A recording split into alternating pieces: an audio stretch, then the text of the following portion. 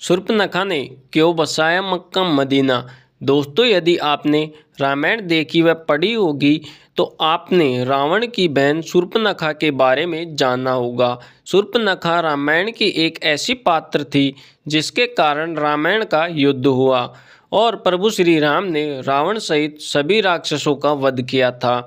लेकिन सभी राक्षसों का वध होने के बाद भी शूर्पणखा बची हुई थी। हालांकि रावण की मृत्यु के बाद शूर्पणखा का क्या हुआ, इसका प्रमाण महर्षि वाल्मीकि व प्रेमानंद सागर द्वारा रचित रामायण में देखने को नहीं मिलता।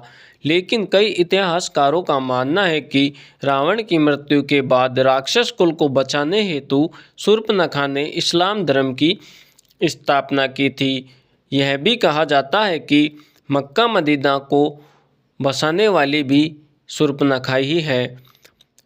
कई इतिहासकार बताते हैं कि आज पूरी दुनिया में रहने वाले मुसलमान शूर्पणखा के ही वंशज माने जाते हैं। ये सारी बातें आपको कहानी की तरह लगे, पर आज इस वीडियो में हम शूर्पणखा के कुछ ऐसे रहस्यों से पर्दा उठाएंगे जिन्हें जानने के बाद आप भी दांतों तले अंगुली दबा लेंगे। नमस्कार दोस्तों, स्वागत है आपका हमारे YouTube चैनल मिस्ट्री टुडे में। यदि आप हमारे चैनल पर नए हैं तो चैनल को सब्सक्राइब कर ले ताकि आने वाली वीडियो आप तक सबसे पहले पहुंचे। दोस्तों, रामायण में हमें दिखाया जाता है कि जब रावण ने माता सीता का अपहरण किया था तो माता सीता को मुक्त कराने के लिए प्रभु श्री राम व उनकी सेना ने रावण सहित सभी राक्षसों का वध कर दिया था।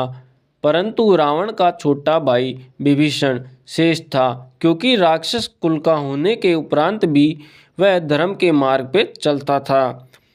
उसने धर्म पथ हेतु अपने भाई रावण का त्याग किया और प्रभु श्री राम की शरण में आकर उनकी सहायता की, जिस कारण प्रभु श्री राम ने रावण की मृत्यु के बाद सारा राजपाट विभीषण को सौंप दिया।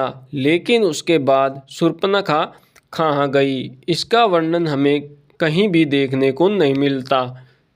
दरअसल मित्रों, जब शूर्पणखा प्रभु श्री राम से आकर्षित होकर उनसे विवाह करने का प्रस्ताव लेकर आती है, परंतु प्रभु श्री राम शूर्पणखा से विवाह करने से मना कर देते हैं, क्योंकि प्रभु श्री राम पहले से ही माता सीता से विवाह कर चुके थे।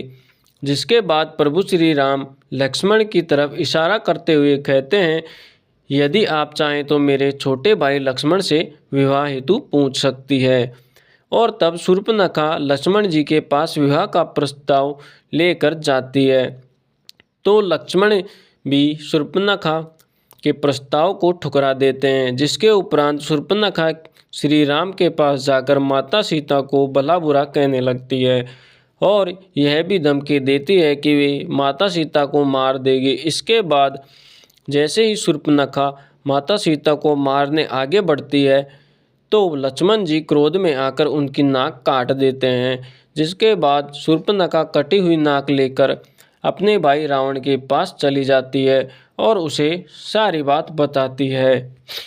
रावण अपने बहन के इस अपमान से बहुत क्रोधित हो जाता है और माता सीता का हरण कर लेता है और फिर रावण प्रभु श्री राम के हाथों मारा जाता है। लेकिन काफ़ी लोग यह सोचते हैं कि बाद में शूर्पणखा का क्या हुआ। कई इतिहासकार मानते हैं कि शूर्पणखा एक बहुत सुंदर स्त्री थी। जब लक्ष्मण जी ने उनकी नाक काट दी थी तो वह अपने चेहरे को बहुत शर्मिंदगी से महसूस करते हुए एक काले कपड़े से ढककर रखती थी।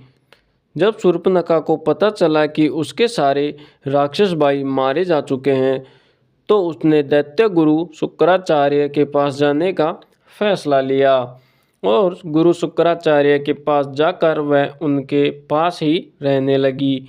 शूर्पणखा व शुक्राचार्य दोनों ही राक्षसों के वंश को आगे बढ़ाना चाहते थे, जिसके लिए शुक्राचार्य ने भगवान शिव जी की कठोर तपस्या की। तपस्या से प्रसन्न होकर भगवान शिव ने शुक्राचार्य को अपना आत्मलिंग प्रदान कर दिया और यह भी कहा कि जिस दिन कोई वैष्णव अर्थात भगवान विष्णु का भक्त या कोई हिंदू इस पर गंगा जल चढ़ाएगा उस दिन राक्षस जाति का अंत हो जाएगा। जिसके बाद दैत्य गुरु शुक्राचार्य ने भगवान शिव के इस शिवलिंग को वैष्णव से दूर रखा और एक रेगिस्तान के बीच रख दिया, क्योंकि यदि कोई हिंदू उस पर गंगा जल डाल देता तो दुनिया के राक्षस जाति का अंत हो जाता। प्रत्येक हिंदू भगवान विष्णु को मानता है, इसलिए शुक्राचार्य ने इस शिवलिंग को एक रेगिस्तान में स्थापित कर दिया। आज इसी स्थान को मक्का मदीना कहा जाता है।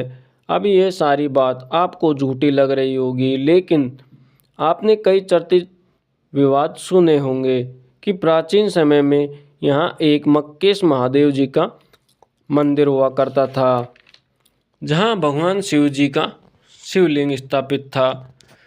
यह वही शिवलिंग है जो महादेव जी ने दैत्य गुरु शुक्राचार्य को दिया था और गुरु शुक्राचार्य ने इस शिवलिंग को हिंदुओं से छुपाने के लिए भारत से दूर सऊदी अरब में स्थापित कर दिया था, ताकि शिवलिंग के बारे में किसी भी हिंदू को पता ना चल सके और राक्षस जाति का वंश चलता रहे। आपको बता दें कि दैत्य गुरु शुक्राचार्य ने इस शिवलिंग की सुरक्षा का कार्यभार शूर्पणखा को सौंप दिया था।